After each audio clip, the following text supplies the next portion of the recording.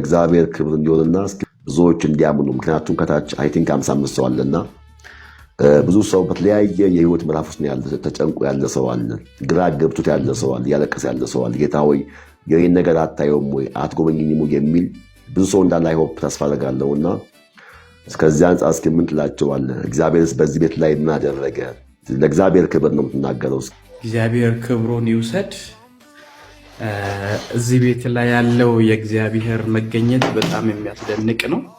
እኔ በጣም በተለይ ልጄ ላይ ትልቅ ፈተና ደርሶብኝ ነበረ። ኦሎሞስት በዶክተር ጥበብ የመዳን ዕድሉ 20% ብቻ ነው፣ ይሄን ከምናክም ብሎ ተስፋ በቆረጡበት ሁኔታ ላይ ነው። አጋጣሚ ሌሊት ሆስፒታል ቁጭ ብዬ እየጸለይኩ ባለሁበት ነው ይሄን ፕላትፎርም ያገኘሁት። አጋጣሚ መንፈስ ቅዱስ በጣም ኮኔክት አደረገ። እኔ በጣም በቃ የመጨረሻ መማጸን በእግዚአብሔር ፊት እየጸለይኩ ባለበት ሰዓት ጌታ እንደ መላእክት ነው ፕሮፌቲን እግዚአብሔር ያገናኘው። አሳየሁት። በጣም ተጨንቅ ያለው ልጄ ታሟል እያልኩ እያስቸገርኩ ነበርና ፎቶ እየላኩ ልጄ ያለበትን ሁኔታ እየላኩ እየነገርኩ ነበረ። ሌላ ሰው የሚያገለግሉ አቁሞ ነው ለታመመ ሰው ማስቀደም አለብኝ ብሎ ጣልቃ ገብቶ አስገብቶ የጸለየልኝ። በሚገርም ሁኔታ በ3 እና በ4 ቀን ልዩነት ላይ ሙሉ ከጉልበት እስከ ጸጉር አይን ብሌን ውጭ ሁሉ ነገር በስብሷል። በቃ እንዳለ ቆዳ አሁን ፎቶ የዛን ሳይቻለው በዛ ሁኔታ እንትን የተባለው ልጅ እግዚአብሔር በ3 በ4 ቀን ላይ በቃ ሙሉ መግል ብቻ የነበረው ልጅ በአጭር ጊዜ ላይ ቆዳ ደረቀ፣ ወደ ማየት መጣ።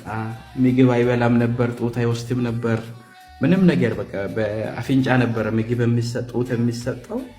ያም ሁሉ ነቅሎ አውጥቶ ነበረ ያ መቋቋም አቅቶት ሄኖ ወዳው ከተጸለየ በሁለተኛ ቀን ጡት መውሰድ ጀመረ።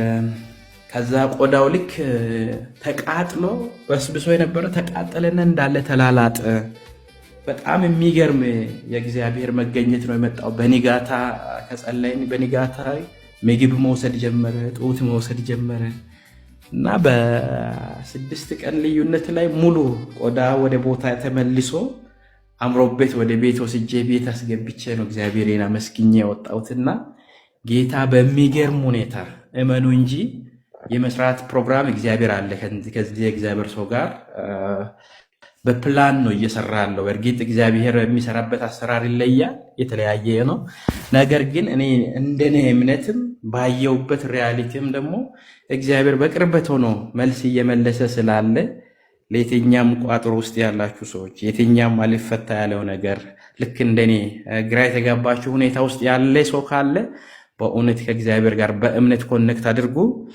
ከዚህ ከእግዚአብሔር ሰው በሚወጣ ቃል እግዚአብሔር ታላላቅ ተአምራቶችን እየሰራ እንዳለ እኔ ባይኔ ስላየው ምስክር ነኝ።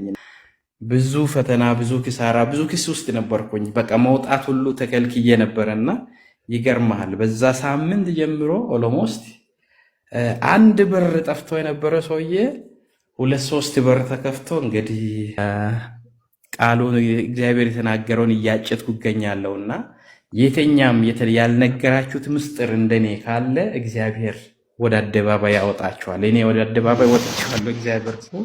እግዚአብሔር ሰው ቃል አውጣ የምትሉት የሚወጣው ቃል ስር የሚሰድ ነው፣ የሚደትል የሚዘገይ አይደለም። እኔ በአይኔ አይቼዋለሁና